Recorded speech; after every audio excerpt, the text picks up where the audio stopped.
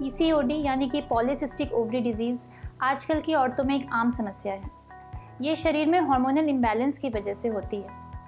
इसके सिम्टम्स होते हैं मासिक यानी कि महीने का लेट से आना या फिर बहुत कम महीना होना। इसके अलावा मोटापा बढ़ना, चेहरे पे मुहासे आना एवं पूरे शरीर में अधिक बाल होना।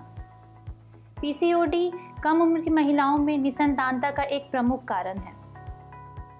पीसीओडी के इलाज के लिए सबसे पहला चरण है लाइफस्टाइल मॉडिफिकेशन, यानी कि खान पान एवं रहन सहन में बदलाव, एक्सरसाइज करना एवं तली भुनी चीज़ों से दूर रहना।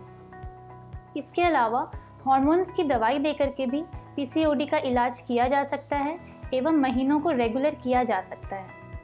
पीसीओडी के कारण जो निसंतानता होती है उसमें आईयूआई द्वारा लाभ प्राप्त किया जा सकता है, लेकिन अगर 2 से 3 बार आईयूआई हो चुकी हो या फिर आप 2 से 3 साल तक पीसीओडी का इलाज करवा रहे हों और उसके बावजूद आपकी निसंतानता बनी हुई है यानी बच्चे नहीं हो रहे, तो आपको घर में बैठ के और ज़्यादा समय बर्बाद नहीं करना चाहिए, बल्कि आपको टेस्ट ट्यूब बेबी के बारे में सोचना चाहिए।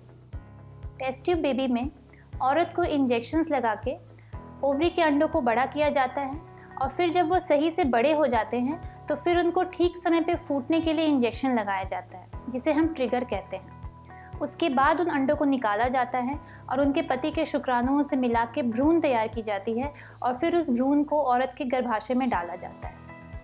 इस प्रक्रिया से पीसीओडी की औरतें जो निसंतानता से जूझ रही हैं, उन्हें भी संतान की प्राप्ति हो सकती है। पीसीओडी कम उम्र की महिलाओं में निसंतानता का एक प्रमुख कारण है। हालांकि इसमें अंडे तो बहुत मात्रा में बनते हैं, लेकिन वो सही समय पे फूट नहीं पाते और अंडों की क्वालिटी भी उतनी अच्छी नहीं रहती है, जिससे कि नेचुरल प्रेगनेंसी लगने में काफ़ी दिक्कत आती है। इसके साथ साथ हार्मोनल इम्बैलेंस की वजह से बच्चेदानी यानी कि यूट्रस की परत भी सही समय पे बन नहीं पाती और अगर भ्रूण बन भी गया हो तो भ्रूण के चिपकने में दिक्कत आती है। इन सब कारणों की वजह से पीसीओडी में कम उम्र की महिलाएं भी निसंतानता से जूझती रहती हैं।